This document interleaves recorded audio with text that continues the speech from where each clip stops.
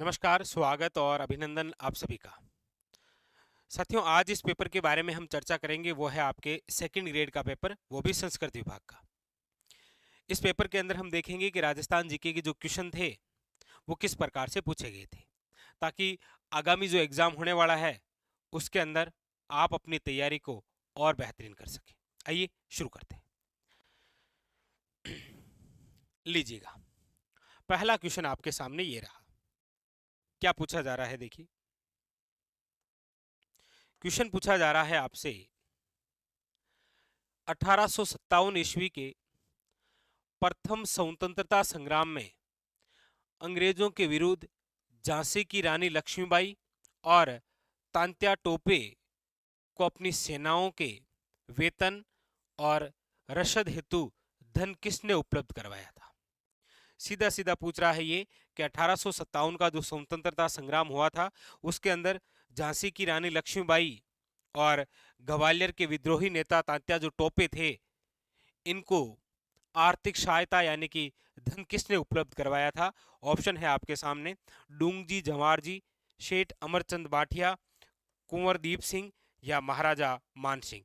तो आप सब जानते हैं कि इन दोनों को आर्थिक सहायता देने वाले जो व्यक्ति थे वो थे अमरचंद बाठिया। ये जो अमरचंद बाठिया है ये बीकानेर के थे।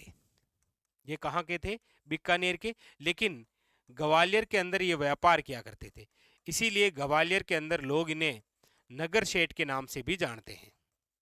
नगर सेठ किसे कहा जाता है? याद रखिएगा, अमरचंद बाठिया। इन्होंने इनको धनराशि यानी कि आर्थिक सहायता की थी। लेकिन जब अंग्रेजों को पता चला तो कहते हैं कि अमरचंद जो बाठिया है इनको 22 जून 1858 को ग्वालियर के सरापा बाजार में एक पेड़ से लटका दिया। सरापा बाजार में एक पेड़ से लटका दिया था अंग्रेजों ने, ताकि आगे चलकर कोई भी भारतीय इस प्रकार के जो विद्रोही नेता है इनकी सहायता न कर पाए। इसीलिए आप पढ़ते हैं कि अमरचंद बाठिया को राजस्थान का मंगल पांडे कहा जाता है। राजस्थान का क्या बोलते हैं? मंगल पांडे। और राजस्थान में ही अमरचंद बाठिया को कहा जाता है 1857 क्रांति का भामाशाह। 1857 क्रांति का भामाशाह, याद रखिएगा। ये कौन है? आपके सेठ अमरचंद बाठिया। ठीक है, चलिए आगे बढ़ते हैं। क्वेश्चन नंबर है आपके सामने दूसरा। क्या कह रहा है, देखिएगा। पूछा जा रहा है आपको यहां पर, पथिक ने किस समाचार पत्र के माध्यम से बिजोलिया कर्षक आंदोलन को अन्य भारतीय समाचार पत्रों तक पहुंचा दिया था। सरल लैंग्वेज में कहे तो यह क्वेश्चन पूछा जा रहा है कि बिजोलिया जो कर्षक आंदोलन है, यह आंदोलन किस समाचार पत्र के माध्यम से पूरे भारत में चर्चित हुआ था। तो आप कहेंगे सर वो समाचार पत्र है प्रताप। ये जो प्रताप नामक समाचार पत्र है ये कहां से निकला करता था? तो याद रखिएगा, कानपुर से। इसके संपादक कौन थे? याद रखिएगा, गणेश शंकर विद्यार्थी। इसके संपादक कौन थे? गणेश शंकर विद्यार्थी। बस इन्हीं के सहयोग से बिजोलिया किसान आंदोलन को पूरे भारत में पहचान मिली थी। इसीलिए विजय सिंह पथिक ने गणेश शंकर विद्यार्थी को चांदी की राखी भेजकर आभार जताया था। ठीक है, और ये जो विजय सिंह पथिक हैं, याद रखिएगा, राजस्थान में किसान आंदोलन के जनक कहलाते हैं। राजस्थान में किसान आंदोलन के जनक। इनसे एक क्वेश्चन और भी बड़ा शानदार बनता है कि ये जो विजय सिंह पथिक है इनका वास्तविक नाम क्या है? तो याद रखिएगा, भूप सिंह गुज्जर। ये भी पूछ लिया जाता है कि विजय सिंह पथिक जो है इनका संबंध कहां से है? तो याद रखिएगा, ये आपके यूपी के बुलंदशहर के गुंठावली गांव के थे। याद रखिएगा, गुंठावली गांव के। लेकिन एक क्वेश्चन जो आपको कमेंट बॉक्स के अंदर बताना है, विजय सिंह पथिक ने राजस्थान में कौन सी सीट से विधानसभा का चुनाव लड़ा था? विधानसभा का चुनाव कहां से लड़ा था इन्होंने, ये आपको कमेंट बॉक्स के अंदर जब बताना है। ठीक है, इंतजार रहेगा आपके कमेंट का। चलिए आगे चले। कंप्लीट। क्वेश्चन नंबर है आपके सामने तीसरा। क्या कह रहा है, देखिए। क्वेश्चन नंबर 3 आपसे पूछा जा रहा है, निम्न में से किस संस्था ने अछूतों की शिक्षा के लिए चूरू में कबीर पाठशाला की स्थापना की थी? देखिएगा, जब आप बीकानेर प्रजामंडल पढ़ते हैं, कौन सा? बीकानेर प्रजामंडल, तो आप पढ़ते हैं कि इस प्रजामंडल के तहत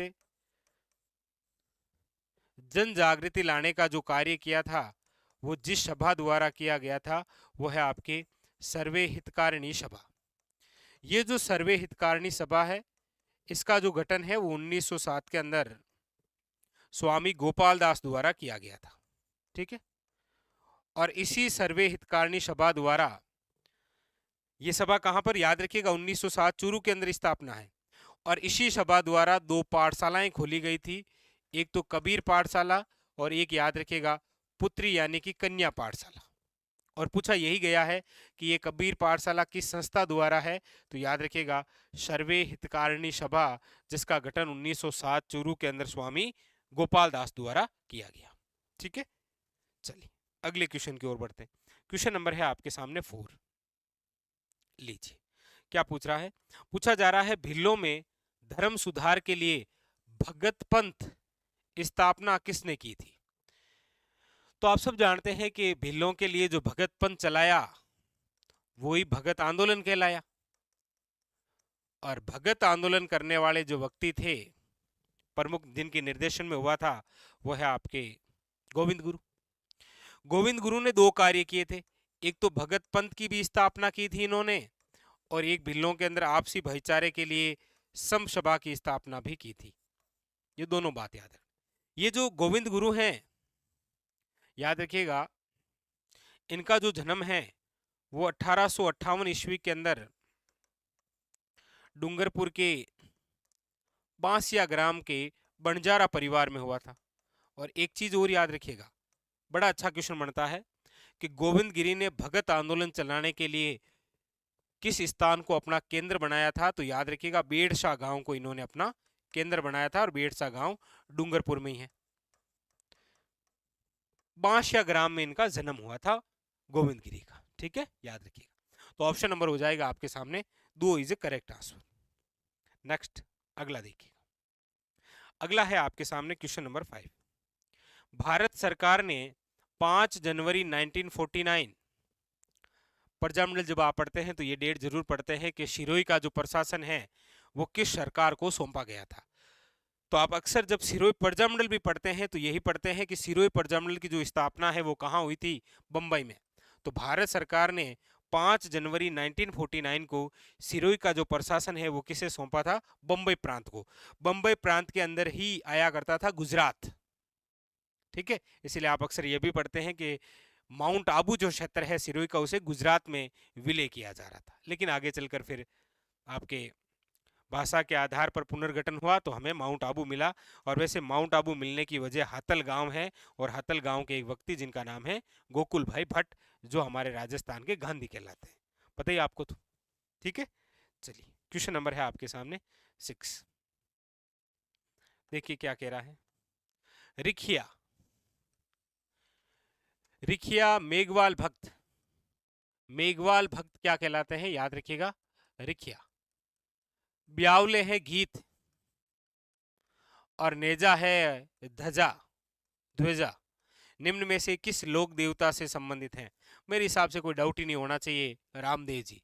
रामदेव जी के मेघवाल भक्त रिखिया कहलाते हैं, इनके गीत ब्यावले कहलाते हैं, इनकी ध्वजा जो है ध्वजा वो नेजा कहलाती है। ठीक है, इसका जागरण जो है वो जम्मो कहलाता है, कि जम्मो दिए उड़ब के बोलते हैं इस प्रकार से। हाँ, और रामदेव जी की आराधना में एक नृत्य होता है, याद रखिएगा कौन सा, तेहरे ताली नृत्य। इन्होंने एक पंथ भी चलाया था, कौन सा, याद रखिएगा कामड़िया पंथ, कामड़िया पंथ। ठीक है, एकमात्र ऐसे लोक देवता हैं जो कवि भी थे, जिनकी एक रचना थी 24 बणिया। ये भी आपको थोड़ा सा याद रखना है। ठीक है, तो ऑप्शन नंबर हो जाएगा यहां पर 4 इज करेक्ट आंसर। ठीक है, चलिए नेक्स्ट अगला क्वेश्चन देखते हैं। क्वेश्चन नंबर है आपके सामने, ले लीजिए 7। पूछा जा रहा है आपको निम्न में से कौन सा सुमेलित नहीं है, कौन सा ऐसा है जो सुमेलित नहीं है। एक तरफ संप्रदाय है और एक तरफ संत है। देखिएगा निरंजनी संप्रदाय की बात करते हैं तो हरिदास जी है, आप कहेंगे बिल्कुल सही है। अलक्या संप्रदाय की चर्चा करते हैं तो स्वामी लालगिरी जी है। निष्कलंकी संप्रदाय की बात करते हैं तो माओ जी है। लेकिन गुद्दड़ संप्रदाय के नवलदास जी नहीं है। नवलदास जी जो हैं वो नवल संप्रदाय से संबंधित हैं। तो फिर कमेंट करके बताइएगा। चलो एक चीज मैं बता देता हूं, एक आप कमेंट करके बताना। ये जो गुद्दड़ संप्रदाय है ना, इसकी प्रमुख पीठ तो कहां पर है, तो याद रखिएगा दांतड़ा भीलवाड़ा। ठीक है, इसके संस्थापक का नाम बताइएगा आप। गुद्दड़ संप्रदाय के संस्थापक कौन है? वैसे इजी ये बता देंगे, उम्मीद है आपसे। ठीक है, तो इसका जो राइट आंसर है वो है ऑप्शन नंबर 2 इज इनकरेक्ट, याद रखिएगा। ठीक है, चलिए आगे बढ़े। क्वेश्चन नंबर है आपके सामने 8। क्या पूछ रहा है देखिए, झाला हवेली किस किले में है? देखिएगा झाला, झाला फैमिली, झाला याद रखिएगा किस जिले या किस महल में है, तो याद रखिएगा कोटा के महल में है वो। ठीक है, option number A is correct answer. ठीक है, क्वेश्चन नंबर है आपके सामने देखिएगा। नेक्स्ट क्या कह रहा है, क्वेश्चन नंबर 9 पूछा जा रहा है, चित्रकार मोहम्मद शाह जिन्होंने भगवान कृष्ण का चित्रांकन अपने चित्रों में किया, वो किससे संबंधित है? जोधपुर राज्य से है क्या? आप कहेंगे नहीं सर, यहाँ पर तो भाटीर दास मिलते हैं। किशनगढ़ राज्य से है क्या? नहीं। बीकानेर राज्य के अंदर नहीं। ये जो है संबंधित है आपके जयपुर राज्य से, याद रखिएगा।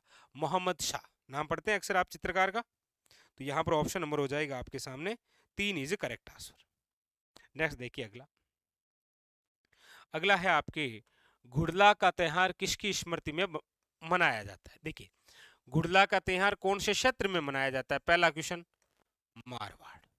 दूसरा कब मनाया जाता है? चैत्र कृष्ण अष्टमी, चैत्र कृष्ण अष्टमी। अब है ये कि किसकी याद में है, तो आप जानते हैं राव सातल देव की याद में। Option number 4 is correct answer. काफी नंबर है आपके सामने 12 नंबर। क्या कह रहा है देखिए, पूछा जा रहा है आपको, निम्न में से राजस्थान के किस लोक नृत्य में डंडों से नृत्य करते हुए विभिन्न प्रकार के चरित्रों के स्वांग करते हैं? घेर, चंग, गिद्दड़ या डांडिया? तो देखिए लोक नृत्य में डंडों से नृत्य करते हुए, ये है आपके गिद्दड़ नृत्य। Option number 2 is correct answer. और गिद्दड़ नृत्य कहां का है? याद रखिएगा शेखावटी का। ये भी और याद रखना है, ये भी पूछा जाता है गिद्दड़ नृत्य का संबंध कहां से है? शेखावटी से। ठीक है, अगला देखिए। अगला क्वेश्चन है आपके सामने, तुलसी नामक आभूषण महिलाओं द्वारा। अब देखिए तुलसी कहां पहनी जाती है, तो याद रखिएगा गले का आभूषण है ये। तुलसी कहां का आभूषण है? गले का। ठीक है, चलिए क्वेश्चन नंबर है आपके सामने 14। क्या कह रहा है देखिए, पूछा जा रहा है, वस्त्र रंगने की मलेगिरी पद्धति में किस रंग की प्रधानता होती है? बताइए, वस्त्र रंगने की मलेगिरी जो पद्धति है उसमें किस रंग की प्रधानता होती है, ये क्वेश्चन पूछा गया है। तो याद रखिएगा मलेगिरी पद्धति में किस रंग की प्रधानता होती है, तो याद रखिएगा भूरे रंग की। ठीक है, याद रखना। अगला क्वेश्चन देखिए, ये अब क्वेश्चन जो है वो आपके इस लेवल के भी आते हैं। क्वेश्चन नंबर 15 देखिए, कितना शानदार पूछ रहा है। पूछा जा रहा है कि राजस्थान के निम्नलिखित राज्यपालों में से भारत के एयर चीफ मार्शल भी रह चुके हैं। कि राजस्थान के ऐसे कौन से राज्यपाल हैं जो कभी भारत के एयर चीफ मार्शल भी रह चुके हैं? अब क्वेश्चन पूछने का तरीका बिल्कुल ऐसा हो गया है, अलग ही लेवल का क्वेश्चन पूछता है।